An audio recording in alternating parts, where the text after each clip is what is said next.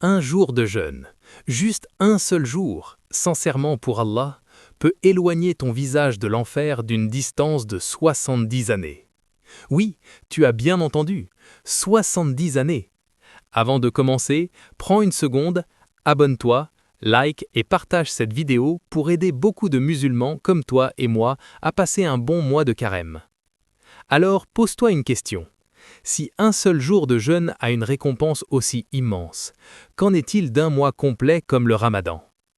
Reste jusqu'à la fin de cette vidéo, car tu vas découvrir ce que le prophète sallallahu alayhi wa sallam nous a enseigné sur la valeur du jeûne, des prières du Ramadan et surtout ce qu'Allah attend vraiment de nous pendant ce mois béni.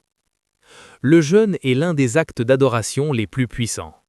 Le prophète sallallahu alayhi wa sallam a dit: tout acte du fils d'Adam lui appartient, sauf le jeûne. Il est pour moi, et c'est moi qui en donne la récompense. C'est une adoration secrète entre toi et ton Seigneur. Personne ne peut vraiment savoir si tu jeûnes, sauf Allah. Et c'est pour cela que sa récompense dépasse tout ce que l'on peut imaginer.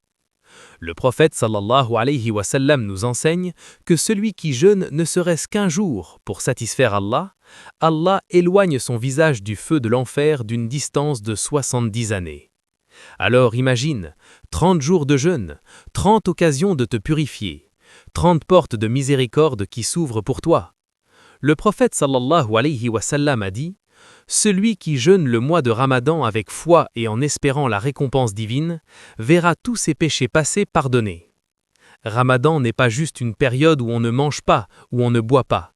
C'est une école spirituelle. Chaque jour, tu apprends la patience. Chaque soir, tu ressens la gratitude.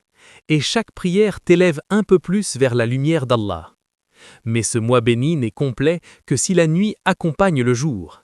Car le prophète sallallahu alayhi wa sallam a aussi dit: celui qui prie pendant les nuits du Ramadan, par foi et par espoir en la récompense d'Allah, verra tous ses péchés pardonnés. Même si tu ne peux pas aller à la mosquée, ne te prive pas de cette lumière. Le prophète sallallahu alayhi wa sallam nous a dit: la meilleure des prières surérogatoires, après les prières obligatoires, c'est celle accomplie à la maison. 2 unités de prière après la prière de Isha, c'est peu de temps, mais c'est beaucoup de récompenses. Si tu peux faire 4, 6 ou 8, tant mieux. Mais au moins 2. 2 unités chaque soir, avec sincérité. Et termine avec la prière du witr, celle qui scelle ta nuit dans la lumière. Si tu fais cela chaque nuit du mois de Ramadan, le prophète sallallahu alayhi wa sallam dit que tous tes péchés seront pardonnés. Mais attention, le Ramadan n'est pas une question de ventre vide et de lèvres sèches.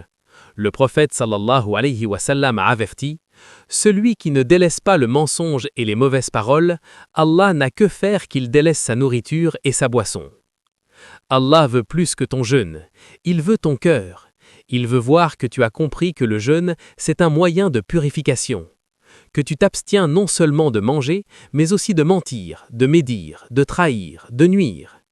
Le vrai Ramadan, c'est celui qui transforme ton comportement. C'est celui qui te rapproche d'Allah, pas celui qui te fatigue pour rien. Alors ce Ramadan, ne te contente pas de jeûner. Prie, pardonne, évite les paroles inutiles, et surtout fais entrer la lumière de la prière chez toi. Peut-être qu'un seul jour, une seule nuit, une seule prière sera celle qui effacera tout ton passé.